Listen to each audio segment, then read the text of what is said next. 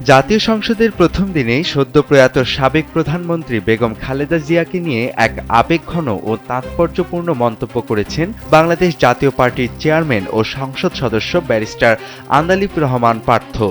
সংসদের শোক প্রস্তাবের ওপর আলোচনায় অংশ নিয়ে তিনি বলেন, জীবিত অবস্থার চেয়ে প্রয়াত বেগম খালেদা জিয়া এখন রাজনৈতিকভাবে আরও অনেক বেশি শক্তিশালী হয়ে উঠেছেন। জীবিত খালেদা জিয়া চেয়ে অনেক বেশি পাওয়ারফুল, অনেক বেশি শক্তিশালী। ছাত্র জনতা ও হাজারো সাধারণ মানুষের যে বীরত্বপূর্ণ আত্মগাথা, সেই শহীদদের প্রতি সর্বোচ্চ সম্মান দেখিয়ে সংসদ পরিচালনার উদাত্ত আহ্বান জানান আন্দালিব রহমান পার্থ। দেশের মানুষকে প্রতিদিন সুরক্ষিত রাখার প্রত্যয় নিয়ে সেফটি কেবলস সহ এলো সেফ সিলিং ফ্যান।